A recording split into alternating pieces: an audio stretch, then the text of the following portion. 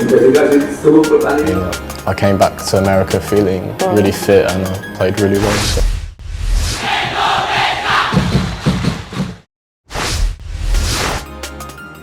George Brown bermimpi bela timnas Indonesia. Pemain keturunan Indonesia George Brown menyatakan berminat membela timnas Indonesia. Rekruter anyar Persebaya Surabaya tersebut bertekad tampil apik untuk mewujudkan impiannya mengenakan seragam merah putih. Sejak menjalani trial bersama Bajul Ijo pada 22 November lalu, penampilan George Brown sudah memikat pelatih Persebaya Aji Santoso. Puncaknya ketika pesepak bola berdarah Inggris itu menjadi starter di laga uji coba melawan Persis Solo beberapa waktu lalu. Aji Santoso menganggap George punya masa depan yang cerah. Impianku dipanggil timnas lagi, soalnya saya terakhir mendapatkan panggilan timnas pada 2017 bersama U20. Jadi sudah lama tidak dipanggil, tapi sekarang dengan paspor ganti Indonesia jadi akan gampang masuk lagi. Saya akan membantu Persebaya menang, tapi saya juga harus kerja keras wujudkan mimpi ke timnas, ucap George Brown. Karena itu pemain berusia 23 tahun tersebut bertekad untuk membuktikan diri bersama Persebaya.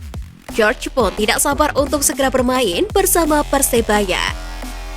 Hanya saja keinginannya untuk dapat segera bermain harus tertunda, sebab pemain kelahiran Inggris tersebut baru dapat bermain pada putaran kedua Liga 1 2022-2023.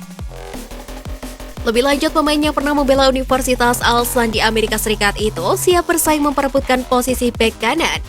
George yang masih menggunakan nomor punggung 16 tersebut tak gentar bersaing dengan Koko Ari Araya, yang juga sering mendapatkan panggilan timnas Indonesia.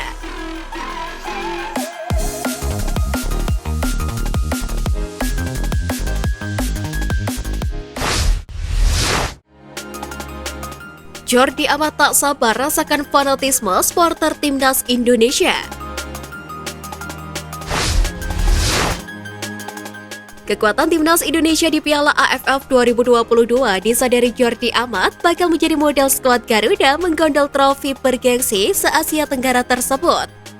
Banyaknya pemain yang bagus yang dipanggil pelatih Sintayong dengan beberapa di antaranya berkarir di luar negeri, seperti di Eropa, Jepang, dan Korea Selatan. Membuat Jordi Amat meyakini timnas Indonesia mampu menebus kegagalan di Piala AFF edisi sebelumnya. Jordi Amat sendiri menyatakan tak sabar beraksi di depan supporter Indonesia. Sebab negara ini punya pendukung fanatik yang sudah lama menunggu prestasi di ajang internasional. Terlebih timnas Indonesia akan berlaga di stadion bersejarah yakni Stadion Utama Gelora Bung Karno. Untuk itu pemain kelahiran Spanyol tersebut berjanji akan bekerja keras di latihan. Setelahnya, semua pemain skuad Garuda harus kompak agar bisa memenangkan setiap laga yang dijalani di Piala AFF 2022.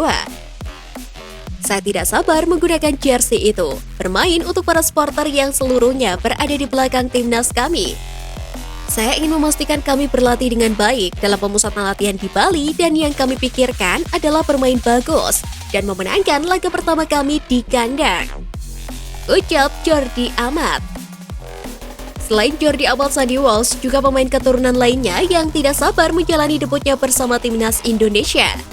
Diketahui, Sandy Walsh telah ingin membela tanah kelahiran nenek moyangnya sejak 2017 silam.